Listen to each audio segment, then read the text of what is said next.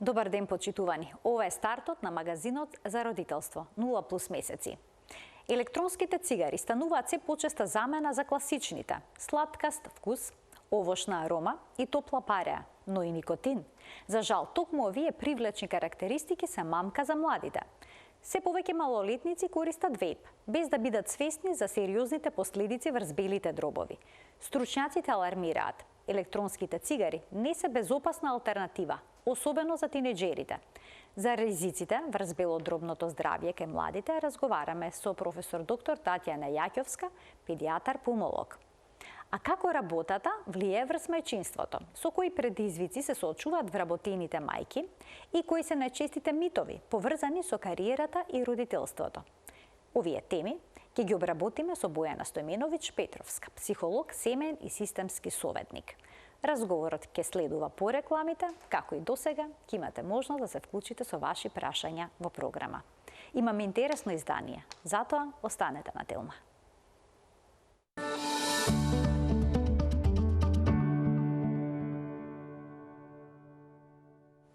Денеска во магазинот за родителство 0+ месеци зборуваме за растечката опасност од употребата на електронските цигари и вејпот пред се кај младите. Гостинка во студиото ни е професор доктор Татјана Јаќовска, педијатар-пулмолог од Универзитетската клиника за респираторни болести кај децата Козле.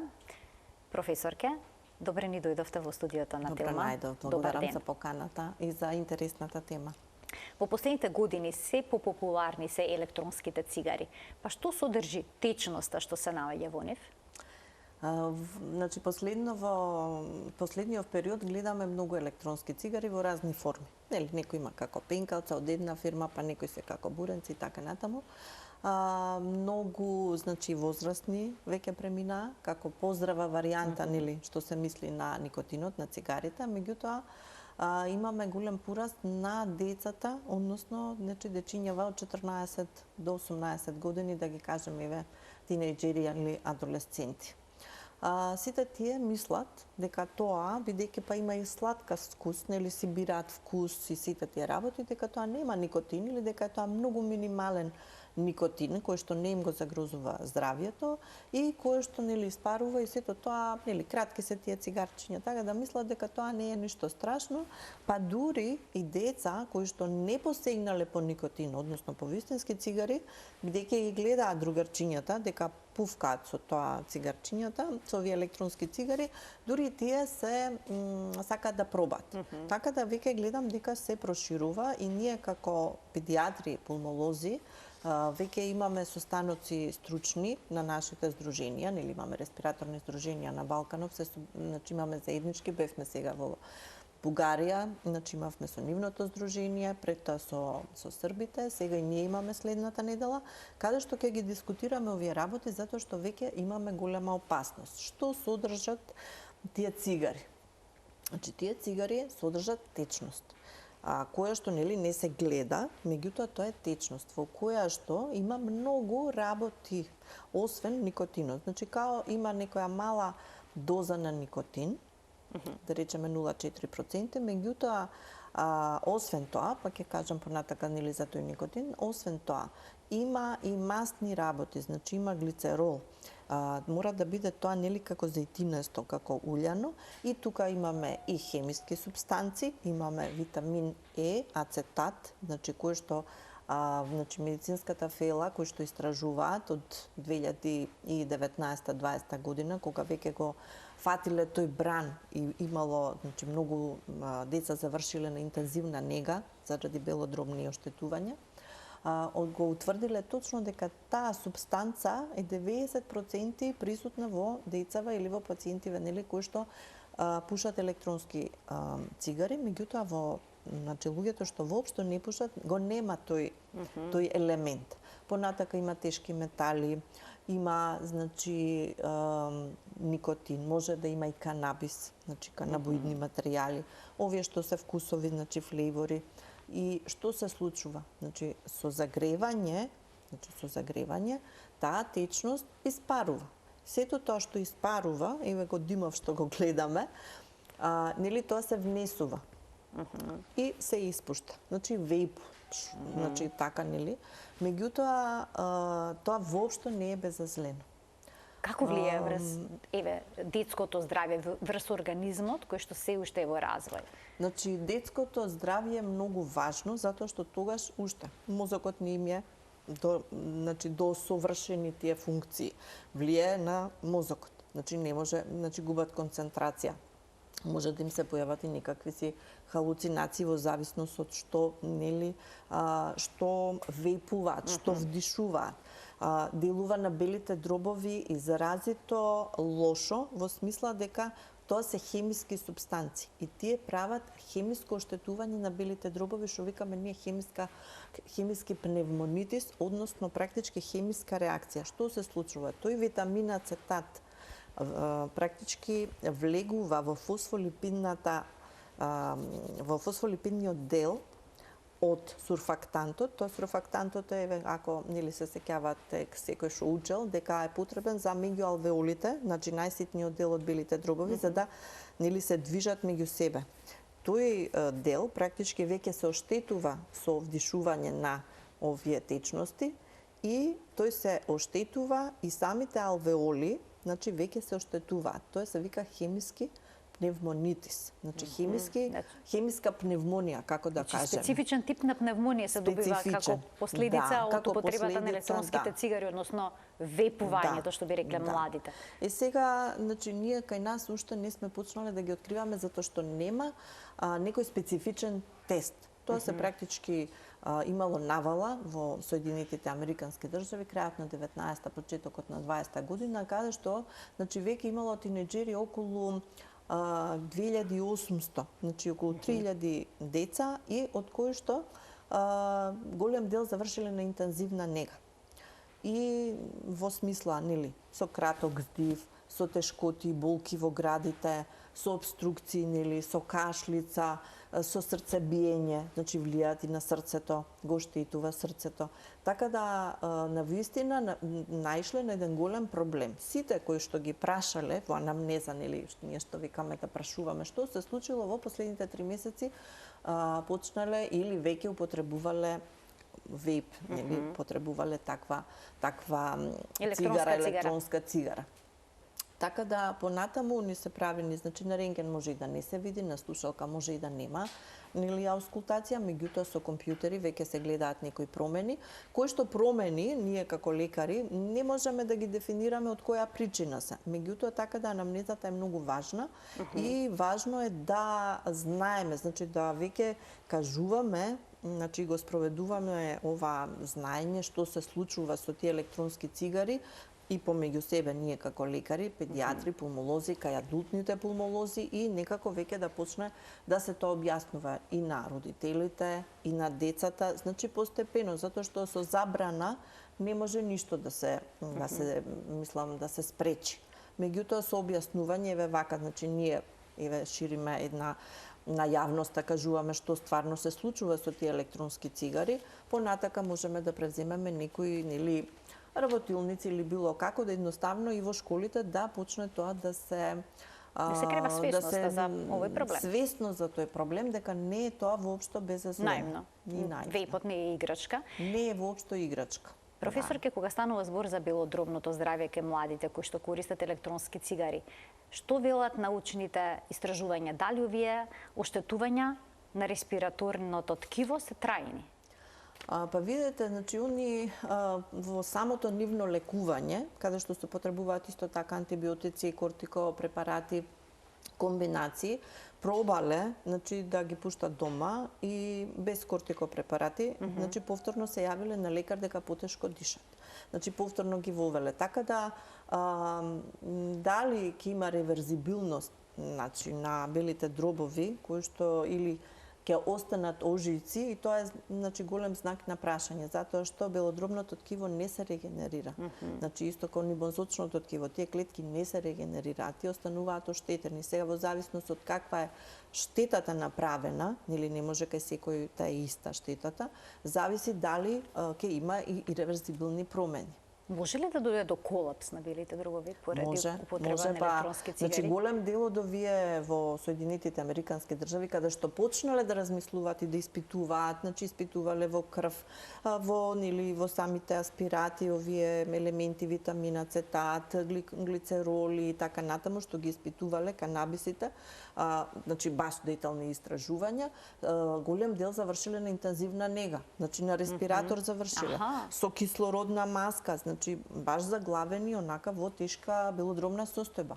Така да и тоа дечињата како што све е уште во развој, во секој орган кај нив е во развој се уште вклучувајќи го и растот и развојот, сепак тоа до 18-20 години сепак се оформува целото тело, растат, се развиваат и бели дробови, и мозочните клетки, исто така, значи сето тоа голем дел го оштетува. Значи сладкат вкус, арома, топла пареја, вака навидум... Парејата е многу сериозен проблем, прави сериозен проблем. Таа парејата е уствари таа што се тие масла... Загреаната пареја е таа што практички тие се загреаното масло. И тие што се вкусови се исто хемиски. И тука имаме и не само никотинот, кој што тој никотин, како што споменав, јако малку пишува дека има во тоа цигарчето, мало, меѓутоа тоа може да речеме да биде еквивалентна на кутија цигари да се испушат.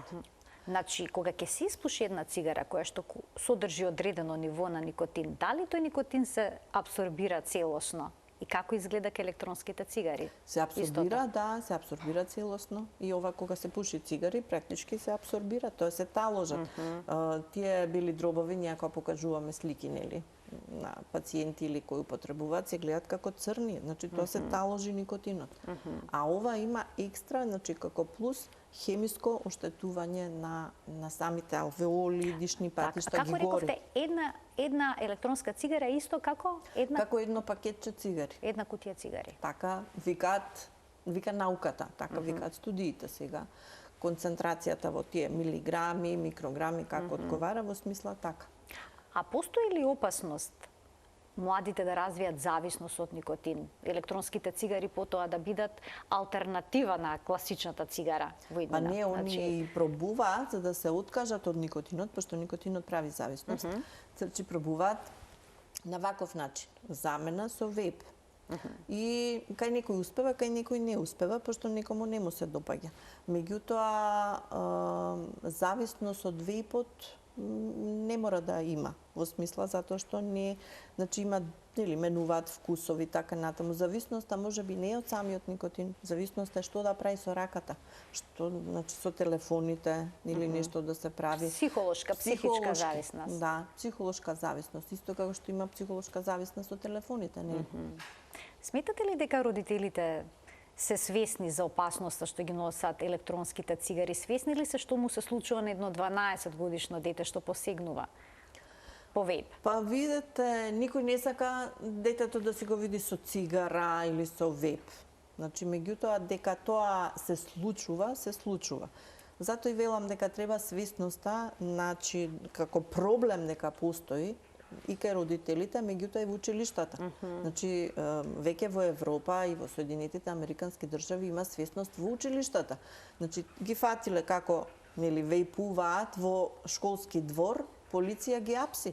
Значи, тука веќе имаме другачија некоја си поставеност на работите. Значи, не смеш во училиште да пушиш или било што, или вејп, или цигара, значи, такви работи. Кај нас се уште тоа го нема, меѓутоа потребно е да сме значи да имаме некаква свесност и да се почне разговор со децата. Баш од тие од 12, 13, 14 години тогаш ги почнуваат тие работи. Тука имаме и наркотици, у смисла на канабис, имаме во тие и канабис. Вториот момент е што не мора да купи, значи вистински во продавница, може онлайн да порача и да стисне у тоа дека веќе има 18 години, нашите правила се исто дека не може да оди да купува алкохол и цигари ако нема 18 години. Меѓутоа, ако е онлайн, веќе може. Така да тие, да речам, што рекламираат, што произведуваат вакви електронски цигари, има доста, да речам, една агресивни кампањи. за практички да се наметнат на пазарот. Во прво време беше дека тоа е замена за цигарите, дека воопшто не е штетно.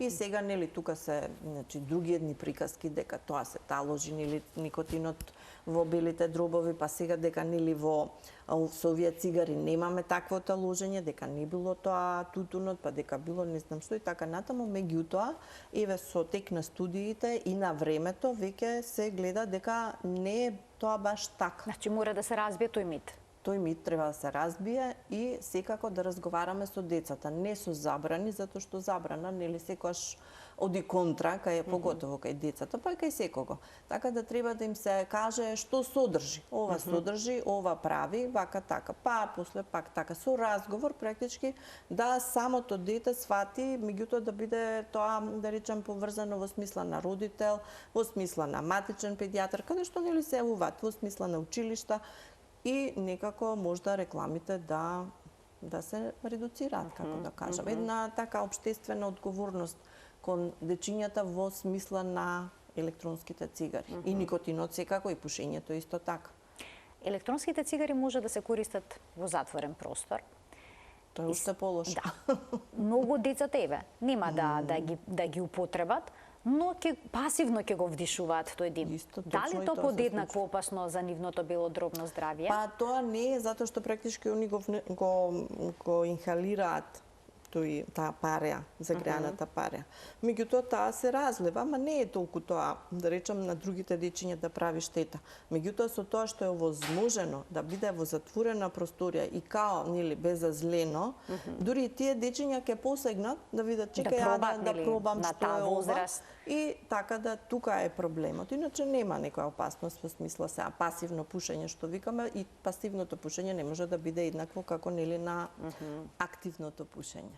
За среќа досега немало пациенти кај нас, тинеџери со вакви проблеми? Па видете, или не биле детектирани? Па не се детектирани, тоа е проблемот затоа што тоа значи не вика дека е од тоа. Значи тоа се многу слични болести како што се бронхитиси, пневмонии, декомпензации, тахикардии или срцебиења, некои синесвестици, може да имаат и повраќања, гастроинтестинални симптоми, значи едноставно повраќа, гадење. Значи општи симптоми дава, така малаксаност, неконцентрираност, не можеш ние не сме ни помислувале на такво нешто, така да затоа сега е моментот каде што ние зборуваме меѓу себе, да сето тоа почнеме да го развиваме и некако да пробаме да го дефинираме што е што.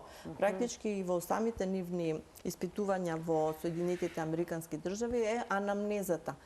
Дали сте пушале електронска цигара и во кој период и колку? Сега кај некои деца може и после 3 дена, значи да се појави. Не мора тоа да биде да речеме долготрајно. А кај некој да речеме може и после 2-3 месеца. Значи тоа зависи да речеме можеби и од самиот организам, можеби зависи и од нели од супстанците кои што ги има во течноста, затоа што и тие се нели различни. Сепак основата е таа, тие нели како маслено улје, нели такво е тоа. Меѓутоа треба да размислуваме на тоа. Ние не сме почнале како лекари да размислуваме дека можеби тие деца што ни лежат еве во болница, дека можеби е резултат на електронска цигара. Може да имаат температури, трески. Значи баш симптоми како што се, да речем, нели, како што се белодробните симптоми, респираторни, нели, гастроинтестинални.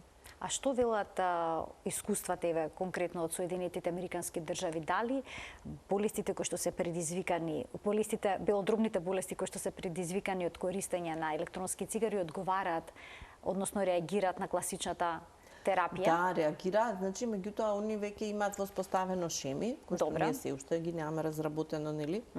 Све сме уште во зародишна оваа работа, затоа сакаме прво да дискутираме, значи оваа тема малку да ја разработиме за да почнеме нели да размислуваме, да лекуваме, да бараме и така натаму. Значи тоа се кортикопрепарати и антибиотици. Така да, значи лекувањето е исто како други, нели, пневмонии, декомпензирани пневмонии и така натаму, меѓутоа можеби нема да најдеме причинител, нели, нема вирус, нема бактерија, правиме бронхоскопии, нема ништо посебно, зголемен секрет, нели, пад на сатурација, ставаш кислород, некои работи кои што значи ги лекуваме емпириски, нели, како што треба. Меѓутоа, дали од тоа треба значи поголеми студии и да се размислува и анамнестички дали они навистина употребуваат електронски цигари.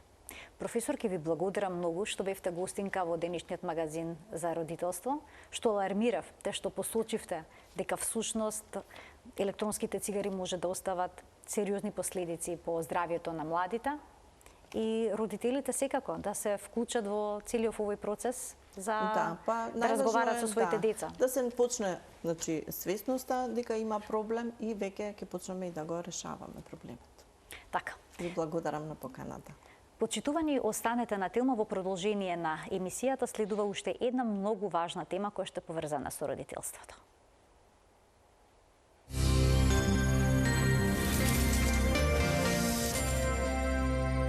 Únicos hermanos de sangre somos tú y yo.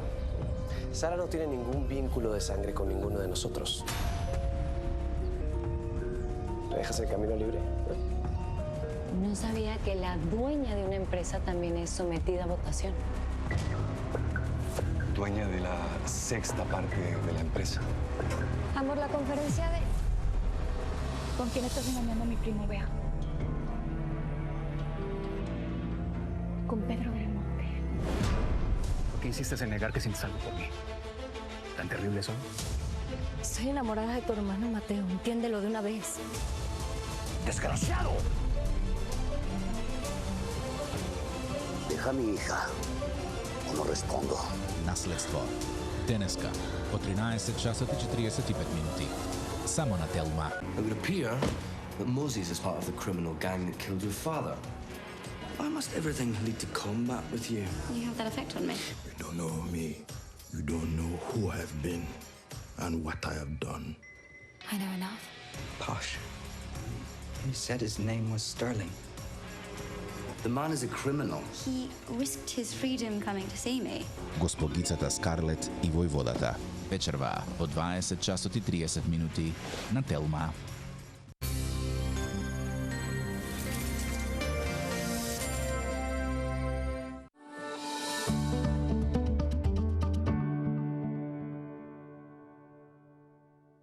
Денеска зборуваме за една мощна, важна и чувствителна тема – мајчинството и кариерата. Гостинка во студиото ни е Бојана Стојменовиќ Петровска, психолог, семен и системски советник во Мој психолог.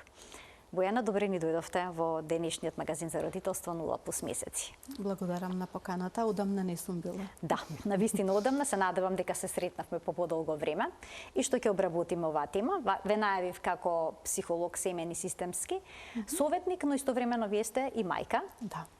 Колкаво е вашето дете? 4 години. Така, значи и од стручен аспект, но и од личен аспект ќе проговорите на оваа тема. Кога жената се реализира во мајчинството, обично жените почнуваат да се доживуваат себе си на поинаков начин. Некои велат дека се загубиле себе си, односно својата личност откако станале мајка. Зошто тоа се случува и како да се надмине ова чувство? Знаете, постојат прашања кои што кога ќе се постават некогаш баш вака директно, многу мене би ми било полесно пред се да има еден унифициран одговор на кој што ќе можам да го кажам и да важи за сите мајки. За жал нема, но има некои работи кои што можам да ги поврзам. Зошто е тоа така? Прво, затоа што самиот момент на бидување на мајка, бидување на родител, менува многу. Не менува нас, дел од нашиот идентитет, добиваме уште една улога.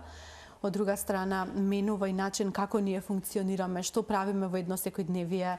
Ако може би пред да станеме родител, нашето секојдневие и секојдневни обврски течеле на еден начин, сега најверојатно ќе биде потребна реорганизација. Па потоа, доколку со партнерот или партнерката сме имале, да речеме, одредена комуникација или поинаков начин на живот, и тоа сега може би ќе потрпи некои промени и од некаков аспект, и тука нешто ќе се случи. Генерално, промените се многу присутни на сите нивоа. Како и да сакаме ние да расцепкаме, промена ќе има. И од друга страна, самото мајчинство од аспект на породилно отсуство представува колку Јас памтам дека е тоа многу добар период и многу убав период, уживање, запознавање и на себе како од аспект јас како родител, јас како мајка, ама и запознавање на себе си сега во оваа улога. Од друга страна еден период на рутина, кога нашето секојдневие станува некаде многу поврзано со рутината околу грижата за новороденчето, потоа и бебето, што е многу нормално и многу очекувано. И некаде во сите тие промени, во целата таа рутина, сосема е до некаде и нормално да жената се запраша и да си каже: уф, јас се доживувам промената, јас се доживувам различно. Затоа што е многу легитимно, затоа што и сме доживеале низа промени, не само на лично, индивидуално ниво, туку и на начинот на кој што ние функционираме. Нешто што е природно. Да, и затоа сакам да го потенцирам тоа дека е многу нормално да така се осетиме. И јас така сум се почувствувала и некогаш се уште се чувствувам, уф, леле, колку многу се имам промената. Но од друга страна е многу добро додека ние таа промена ја комуницираме со луѓето околу нас, доколку ние се следиме себе си некаде тековно во таа промена и се додека не забележиме некој момент за кој што ќе си кажеме: леле, ова е многу драстична промена, ова е многу голема разлика, ова е голем скок што го направив и можеби нешто ќе нас загрижи или можеби добиваме фидбек од другите, тогаш можеби е момент кој што треба нас не да не загрижи, туку да не алармира, да можеби убаво е да тоа го споделиме и се консултираме со стручни лица. При крајот на породилното отсуство некои жени доаѓаат до една дилема. Ако се вратам на работа, можеби сум лоша мајка, но ако останам дома, сум нереализирана. И сега од каде потикнува во чувство на вина кај работно ангажираните мајки? Мене ми текнува, прочитав една многу интересна статија и во таа статија ударна беше една реченица што мислам дека најдобро отсликува како се чувствува една жена кога треба да се врати од породилно отсуство во работен ангажман. Реченицата гласеше: откако се вратив на работно место, се чувствувам како да сум постојано на една клацкалица. Кога сум на работа, чувствувам грижана совест дека сум премногу инволвирана во работни обврски и не сум доволно посветена на домот и детето, а обратно, кога сум повеќе посветена на домот и детето, да речеме кога детето ќе се разболи или има потреба да се биде дома, имам чувство дека стагнирам во кариерата и не сум добар работник тогаш. И тоа е една постојана клацкалица на која што клацкам. И си викам, па многу од нас жените сме се клацкале на некоја таква клацкалица, каде што се чувствуваме ни овде и постојано бараме некаков баланс. Мислам дека е некаде исто така многу нормално, но од друга страна и многу е условено од нашата традиционална поделба на улогите, дека жената е онаа која што примарно се грижи околу децата и домот. Ние сакаме постојано да веруваме дека мажите се вклучуваат и се вклучуваат, но морам да признам, ако тргнам од мојата пракса, затоа што работам претежно со жени, а и со мојата иницијатива Нова мама круг, имам можност да бидам во комуникација со многу жени, можам да видам дека се уште жената е онаа која што е примарно ангажирана околу домот и децата. И кога жената е примарно ангажирана околу домот и децата, со тоа ако ги земеме и оние фактори дека живееме во период кога постои миграција, каде што ние мигрираме од еден град во друг град, од една држава во друга држава, каде што системот на поддршка не мигрира заедно со нас, туку останува некаде на друго место, можеме да претпоставиме дека ако традиционалните улоги се уште постојат и дека жената е онаа која што примарно се очекува да се грижи за децата и за домот, од друга страна системот на поддршка го нема, сосема очекувано дека кога ќе почне да се враќа во својот работен ангажман, ќе се јави некоја мисла која што ќе каже: уф, каква мајка сум јас, го оставам моето дете, го оставам затоа што можеби немам кому и мојот систем на поддршка не е тука вклучен. И имам забележано дека тоа чувство на вина, дека јас не сум присутна и дека јас правам нешто што не е добро затоа што сум посветена сега повторно на мојата кариера, е помалку се јавува кај оние жени кај кои што системот на поддршка е присутен, каде што постои. И е тоа многу интересен факт. Споменавте дека примарната поддршка кон детето се очекува да биде од страна на жената, на мајката. Значи има многу општествени притисоци. Значи жената се очекува да биде добра мајка, да се грижи за домот, да се грижи за бракот, да има успешна кариера, да се грижи за сопствениот изглед, да прави баланс со пријателите. Значи, како се тоа влие врз менталното здравје? не влијае добро. Мислам дека не мора да е само жена во прашање, било кој човек доколку е соочен со толку многу очекувања од било кој аспект, дека секако дека нема да се осети убаво и ќе се осети под притисок, анксиозен и така натаму. И некогаш е многу добро и да ние постојано си се запрашуваме што мене ми е важно од сите овие очекувања, што резонира со мене и што ми е мене приоритет во моментот. Некогаш ние можеме да посекуваме многу работи, но некогаш мора и да се прашаме себе си што реално мене ми е важно од сето ова. И дали е ова нешто кое што може да почека, и дали е ова толку многу важно за да ја се усетам неубаво затоа што ова не го правам. Јас можам да споделам, памтам мене најтежок период ми било кога јас требаше да се вратам со мојот работен ангажман, а од друга страна мојот син требаше да почне да оди во градинка. Па следеше оној период на падна имунитет, каде што често се разболуваше и каде што многу почесто требаше да бидам со него дома во однос на лекување и ми се чинеше како да тој период никако нема да заврши, дека постојано е едно исто. Јас ќе почнам па повторно се враќам назад. 2 чекора напред, еден назад и постојано еден исти круг. Но никогаш се запрашував и многу често Бојана, ова сега ќе се случува. Ова е сега, ова нема да трае до недоглед, ова е сега и јас сум потребна овде. И не е ништо страшно што јас сум потребна примарно овде. И некогаш треба, и ова баш го сакам да го слушнат оние жени кои што ова го гледаат и го слушаат, а тоа е дека убаво е да се прашаме кој е мојот приоритет. Од сите овие очекувања кои што се поставени околу мене, што е она што навистина резонира со мене, па јас да почнам од таму, не мора од се. Значи не мора се биде совршена сите по линија во исто време. При многу голем притисок е. За да ние треба да жонглираме, не мора денот 24 часа. За сите трае толку. И не мора се да ние направиме во тие 24 часа. Сосема е во ред доколку ние не успееме денеска да го испиеме кафето со нашата пријателка. Сосема е во ред доколку имаме мејл кој што треба да го напишеме и доколку не можеме да го направиме веднаш затоа што нашето дете бара 15 минути фокусирано внимание со нас. Не мора ништо веднаш, ништо сега. Има многу работи кои што може да почекаат и кога ние ќе го завземеме тој став дека не е ништо толку итно и дека се може ние тоа да го организираме и да го следиме нашиот тек, ќе видиме дека е многу порастеретено и многу полесно да се живее и полесно да се ужива во мајчинството со сите наши други улоги кои што ние ги имаме. А има ли вистина дека мајчинството и кариерата се спротивставени, бидејќи постои убедување или ќе бидам успешна во кариерата или ќе бидам добра мајка, или. Тоа е многу интересно. Постои ова или, дека жената треба да избера дали ќе биде мајка или ќе има успешна кариера.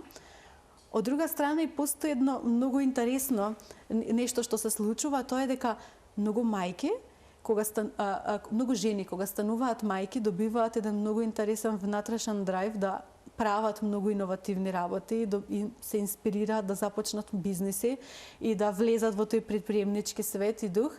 И многу пати кажуваат, мене мајчинството ми инспирираше, сакав нешто да променам, сакав нешто да донесам, сакав нешто поразлично да направам за моето дете, за нашата иднина, за семејството и си викам колку интересно, колку контрадикторни работи моментално постојат, односно жената во позиција каде што треба да избере и жената во позиција каде што се инспирира.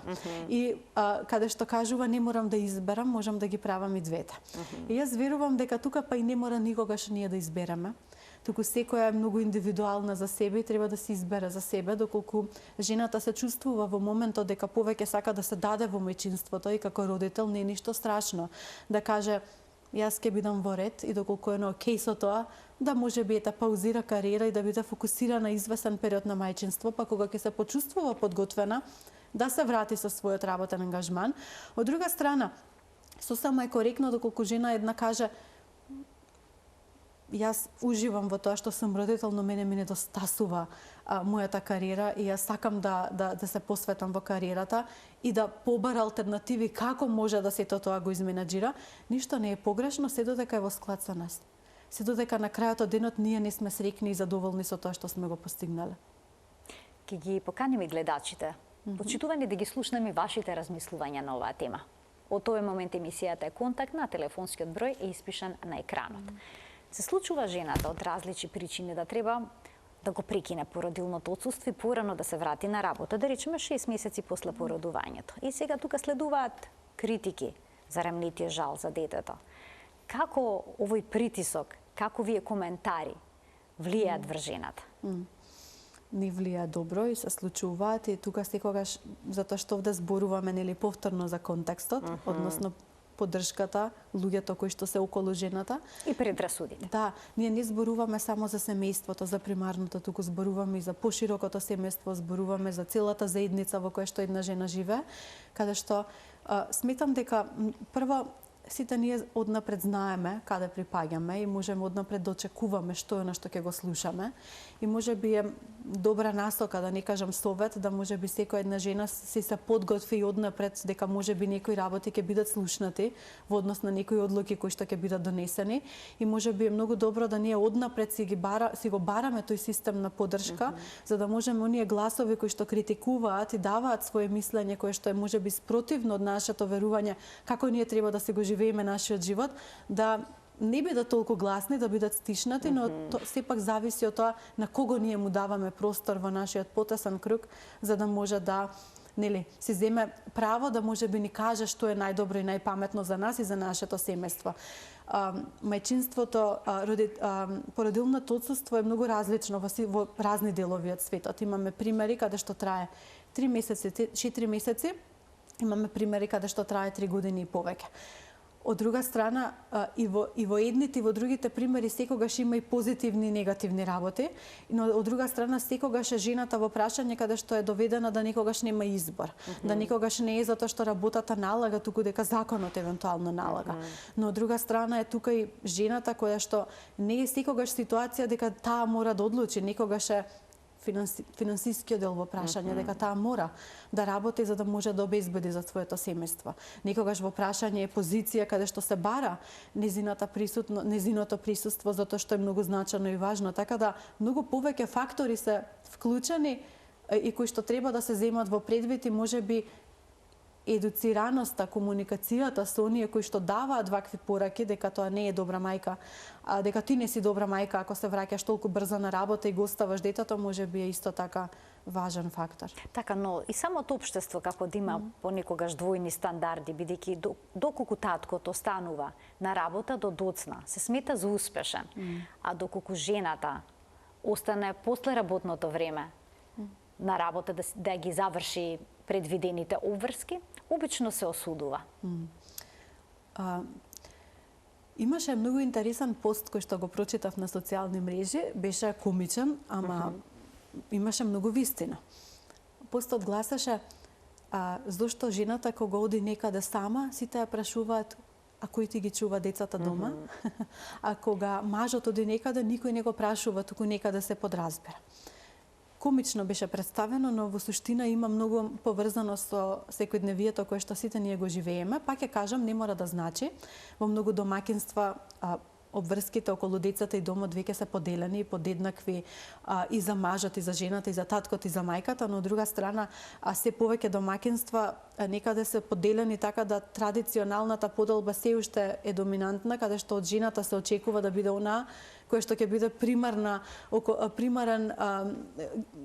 ќе се грижи околу децата и домот и некаде тоа е така и за жал не можеме тоа да го смениме преку ноќ. И тоа ќе постои. Но мислам дека и ние жените треба да бидеме свесни за сето тоа и можеби она кое што помага, пак јас ќе се враќам на тој систем на поддршка кој што сите ние си го градиме. Така, но на нови простори се уште е како да е присутно оној модел на родителство со жртвување, пожртвувана мајка. Постои и пак ќе кажам, сите овие работи кои што постојат се менуваат. Ако погледнеме наназад, многу работи се промениле. Но ако погледнеме нанапред, ќе се променат исто така, ќе на подобро се надевам, но од друга страна не може преку ноќ. За вземањето на улога мајка која што се жртвува, не праќа добра порака кон своите деца. Ние мислиме дека ако ние кажеме, јас се жртвувам за вас, јас направив голема жртва, дека не знам, се очекува да децата бидат благодарни, општеството, семејството биде благодарно. Но на долга стаза понатаму во животот, праќањето на порака дека мајка ми направила голема жртва, не праќа добра порака. Зошто? Затоа што прашањето е, јас тоа не го барав. Јас сакав мајка ми да биде среќна, не сакав мајка ми да прави жртва за било што во животот. постои многу работа, но пак ќе кажам, не е нешто кое што ги засега сите жени, постои, се случува, но тука многу е важна и стручната консултација и работата на себе и во однос на мајчинството и во однос на личниот раст и развој за во сите овие процеси. Така да никој од нас не се подготвил како да биде родител. Јас многу пати им кажувам на клиентите, никој од нас во сите животни нови ситуации во кои што ние се наоѓаме, не сме дошле со упатство за употреба и како ние сега да зборуваме, мислиме, чувствуваме, што ние да правиме, секогаш беше многу лесно. Доаѓаме неподготвени. Сите ние учиме во тој процес. И јас уште учам, сите ние уште учиме. Од друга страна, многу е добро затоа кога ние сме подготвени да примаме информации, да учиме и понатаму, запрашувајќи се како јас можам да бидам подобар и да си улеснам и така натаму, и во споделувањето. Кога ние споделуваме, ние се отвараме, бараме поддршка од луѓе кои што се наши истомисленици, е многу тоа многу значајно и не знам каде тоа го снема. Да. Силно е присутно убедувањето дека на детето му е неопходна мајката во домот додека тоа поиде на училиште. Дали на вистина на мало дете му е потребна мајката 24/7? Мајката е потребна на детето во текот на целиот негов живот. Супер, доколку е возможно да биде присутна. Но ако мајка 24/7 е присутна постојано во животот на детето, тогаш ние што имаме мајка која што е хеликоптер, и која што нема друга задача освен детето. И јас се прашувам колку е таа релација потоа здрава и за мајката и за детето. Мајка која што нема друга смисла или друга задача во текот на незиниот ден, освен потреби на дете, се прашувам каде се незините потреби. А од друга страна, каква е оваа ситуација за ова дете каде што мама е постојано присутна околу мене? И каде ова дете ќе има простор да се развива, когнитивно, емотивно и секако ако мама е постојано присутна. Така да дефинитивно релација добра и здрава не е околност ниту за мајка, ниту за дете. Мајката е присутна во текот на целиот живот и потребна е да биде присутна. Но како што детето расте, детето постепено станува самостојно и посамостојно и посамостојно. И е многу тешка задача за мајката и за родителите, не само за мајката, и кога веќе зборуваме за мајката, тешка задача е да најде каде е доволно потребна, каде не. Каде може да препушти да детето станува самостојно, ама каде во таа самостојност јас да бидам поддржувач. И да моето дете знае каде јас можам да бидам присутна и да знае дека сум тука, ама од друга страна и доволно да го охрабрувам да ги прави работите самостојно. Така да јас не сум сигурна како за едно дете, кое што околу 7 или 6 години ќе тргне во училиште, а било со мама 24/7, и немало можност да биде во градинка, немало можност да биде во други социјални средини и кругови каде што ќе може да има интеракција со врсници, да стекнува други вештини кои што реално не е возможно баш да ги научи постојано ако биде во домот и постојано ако биде само со мајката, се прашувам како ова дете ќе се снајде. И колку ќе доцни од аспект на многу други аспекти во однос на неговите може врсници. да произлезат сосема други проблеми од сето тоа. Апсолутно. Сега средината бурно реагира. Ако некоја жена каже дека не е подготвена за мајчинството или пак не била подготвена, или пак дека не ужива во мајчинството, или пак дека и е товар мајчинството. И сега како да ги разбереме сите тие чувства на жената без осудување? Испадна дека средината околу многу работи ќе се бунтува, околу многу работи ќе има што да каже. И јас затоа кажувам дека... Да додадам, некоја жена ќе каже дека кариерата може и е подеднакво важна како семејството, па дури и поважна. Има и такви примери. Јас пак ќе кажам, средината е многу широк поим, но контекстот некаде, оној мал наш контекст, сами си го креираме. Во однос на тоа кои луѓе ние ќе ги пуштиме во тој наш круг и на кои луѓе ќе им дозволиме да може би нивните лични ставови да интерферираат. Не треба да не допираат ставовите од сите. Но знаеш како, ајде вака, кога ние ќе тргнеме од социјалните мрежи, сите ние имаме Facebook, имаме Instagram, имаме други платформи. Но ние сите одбираме што ќе следиме, кого ќе прифатиме, што сакаме да читаме, сите имаме можност да избереме. Ако тој виртуелен простор, ние го избираме. Ние го избираме нашиот простор во кој што ние живееме, действуваме, работиме и така натаму. И многу е добро да знаеме дека имаме избор исто така и во тој простор да не избереме кои луѓе ние ќе ги прифатиме и кои луѓе ние ќе ги слушаме. Тука ќе се надоврзам за Мама Круг, тоа е иницијатива, концепт настани каде што ние им даваме простор на жените да се вмрежат, да се запознаат една со друга, да може да ги споделат своите ставови. Што е исклучително корисно. Што е исклучително важно.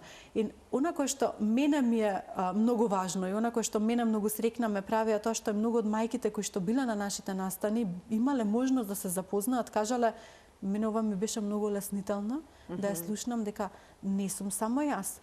Не се чувствувам само јас осамено.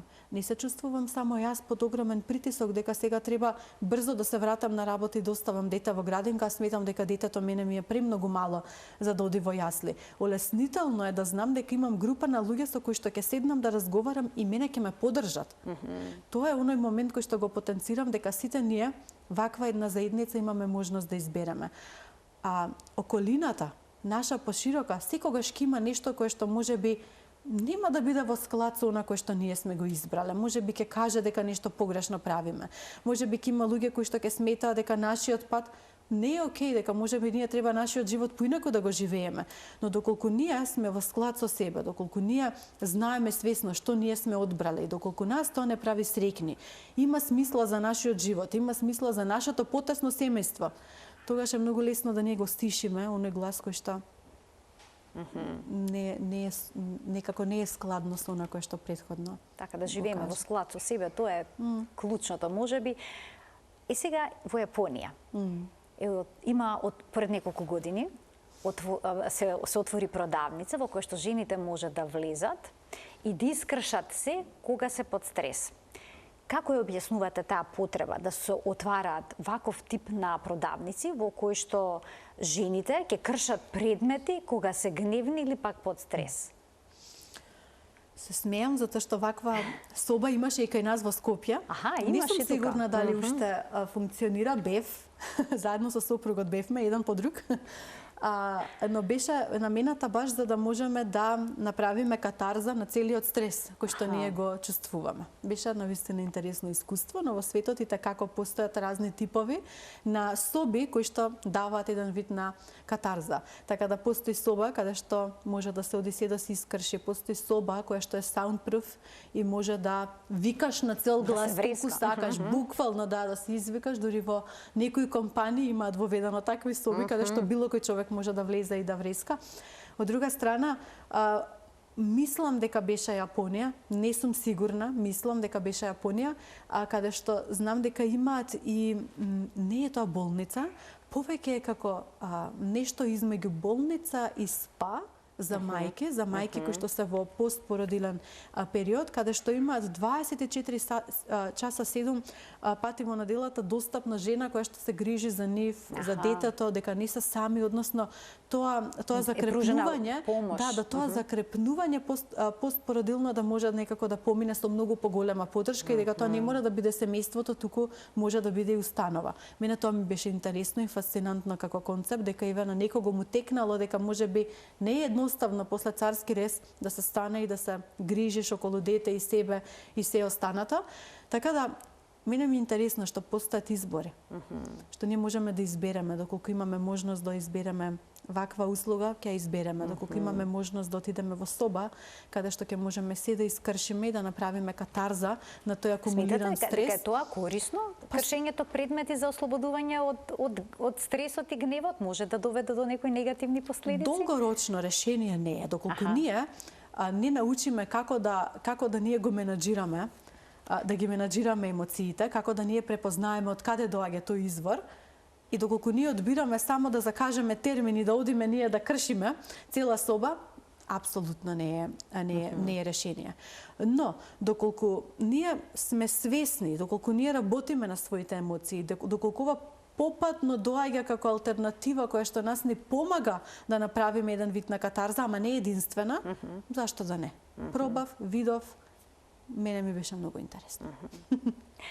Бојана, сосема на крај, значи сите оние кои што чувствуваат некаков притисок да зборуваат за тоа, да не се сплашат што ќе рече околината, бидејќи некој нели ќе се пожели ќе рече и ќе најдат на коментари.